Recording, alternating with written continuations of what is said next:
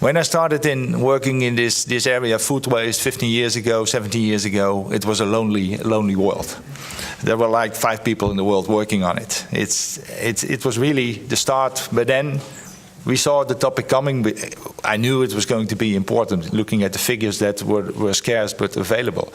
And then in 2009, 2010, we started working on European partnership. Fusions was the first outcome of that, working with 21 partners in 13 countries, including some here around the tables, Selina, Tristram. We started to work with the diversity of research, businesses, government, activists, NGOs that's needed at that stage, at the first stage of creating awareness around Europe, understanding there's a different maturity level of this topic. After that, we started working on Refresh, and Refresh being the next step in development. Fusion's focused on getting the data right, setting up platforms, understanding the drivers and the insights of the topic of food waste, but also show by example, mostly focusing on the social innovators, that solutions are out there. And of course, there were many other solutions also, but they were more or less hidden by the industry. But they have been working a long time on creating more efficiency across the supply chain. I think the exciting thing in what we do in Refresh, and we partner with REP in that in an important way, also building on the experience of the Cold Agreement and 50 other public-private partnerships that we found in this area that could be a source of inspiration, is to look at the whole ecosystem or framework for action, for solutions, and validate that in 5 different countries. In all different stages of maturity, I would say, in development of this topic of building a better food system by reducing food waste. And these countries are the Netherlands, Germany, Hungary, Spain, and China. So we are actually working with a whole load of stakeholders in these 5 individual countries to see if we can bring the topic to the next step. The most advanced, to my opinion, but of course we have to prove if that will work out best, is the situation in the Netherlands, where I coordinate also the Taskforce Circular Economy in Food as the next step to try to solve this issue. And why I think in transition it starts with awareness, it starts with activities, but then you see that no organization can solve this problem by itself. We started to work in 2009. We have monitoring and companies very proud. We have achieved this, we have achieved that. Yes, but at the end, after 7 years at the national level, we have achieved nothing. So we don't see any significant reduction. So that's when we also started to move away from, okay, let's see if we worked a lot with the governments, the branch associations, but then if you want to go to the next step, you have to go also to the next step, and that's connect at the highest level. That's work on partnership where there's leadership involved, where there's entrepreneurs, where there's finances. So looking at connecting at the highest level to accelerate and connect. So that's what we did. So we moved from working with all the different partners in the ecosystem, so the social innovators, the businesses that are already working on it, the governments, NGO, etc. I'd say, okay, let's try to connect the CEOs and the decision-making units of the businesses. Because, to my opinion, if you want to go in transition to the next step, you need the businesses in the lead, especially in a country like the Netherlands. Maybe in China it's worked differently, but I won't talk about that too much, but that's a different learning. So that's what I did. I brought 25 companies together, all CEO, directors level, and asked them for 3 things. Do you take responsibility and commitment on the lead? Will you be transparent about your performance in food waste and other related KPIs? And are you willing to take more actions to be transparent on it and continuously connect with others to build that ecosystem for solutions? And these all, and 25 organizations across the supply chain did. They are all frontrunners. Some are frontrunners in creating new solutions, and some are frontrunners to scale up things like the biggest retailers and the biggest food service companies.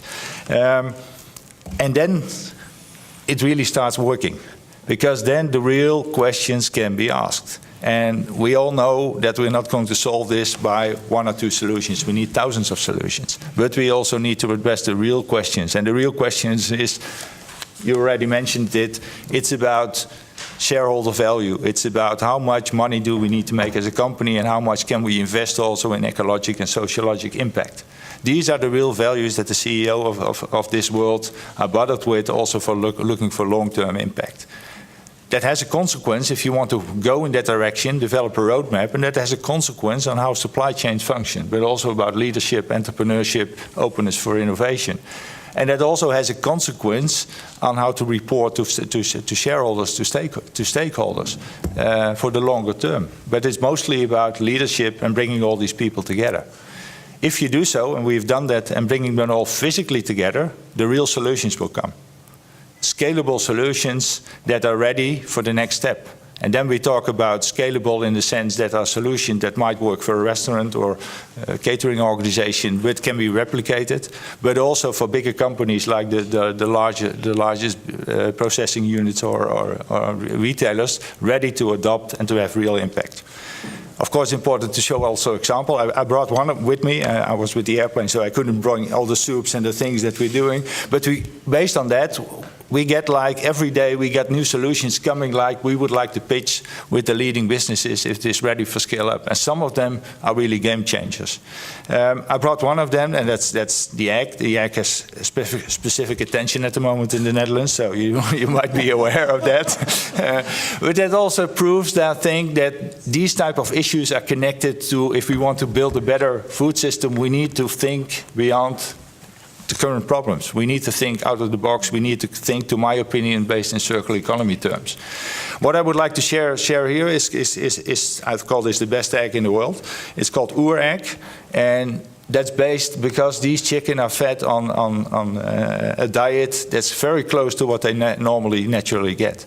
So what we've done in this development is look at prevention, reduction, and utilization of food waste, whatever part of the supply chain you are. And sometimes you have surplus food that you cannot use for human consumption or directly for feed.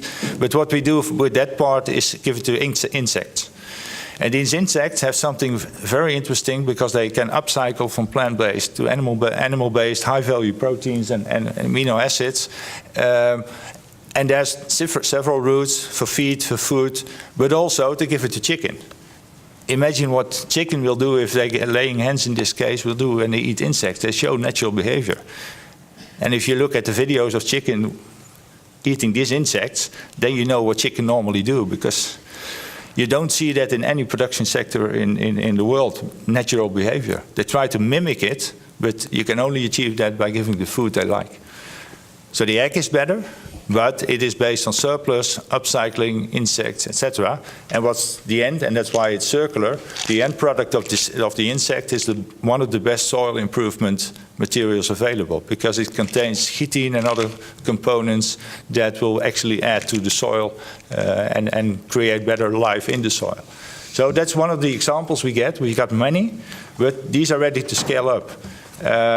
This company got a new investment of 45 million euros to scale up to 10 million kilograms of insect production next year. So we also see that these are companies that can take care of all the waste of a company sitting next to me, but all the waste of the Dutch retail, because Dutch retail produces about 180,000 tons of waste, but they can use half of that to upcycle, to produce a range of products that can be sold again in that similar chain. And it won't only solve the issue of the food waste from the retailer himself, but also to their suppliers, because their suppliers, it's all about taking responsibility for that. There's a discussion about fair trading practices. That will emerge. Retailers look for solutions. These are the type of solutions that they are looking for. But because we have the connections at the different levels, and meet where social innovators, financiers, investors meet with CEOs and have the discussions about the real issues, we will accelerate and make progress. And I think we need more of these type of examples and ecosystems around the world. You cannot just copy it, but you can learn from all of these. And that's also what we do in Refresh together with REP, make some kind of also guidance and insights, and we are also ready to support any nation or region or local level with how to set up and how to make such new partnerships possible. And what I think is also essential is to create also impact at global level. So that's why I'm pleased we have a link with the Circular Economy Taskforce with the Champions Group. There's 6 ambassadors to this Champions. There's all global leader, so they can all connect to Consumer Good Forum, the Champions Group, and to other leading platforms around the world. And if you want to have more information, I also have a presentation I would like to share with you if you're interested in that. But showing that this ecosystem is so important, but also that people meet in a physical place where we can see like a whole category of solutions in prevention, reduction, and utilization of food, and create this category with a good story. And the last point I want to make is, and that's why I think this theme of this conference is so important, is you should not make any compromise on the quality. Why did I go with the surplus food to a catering company with good chefs? Because they think quality. They can make a better product than what's out there in the supermarket at the moment. If you go to food industry, they will always start looking at cost and things like that, efficiency. If you go to a chef, they say, no, we want to make a product that's unique where we can serve the customer. And then afterwards, we start thinking about how to create a good product with a good story and how to market that. And the marketing, to my opinion, is the most critical point at the moment. Thanks for your attention. Fantastic. Thank you, Toine.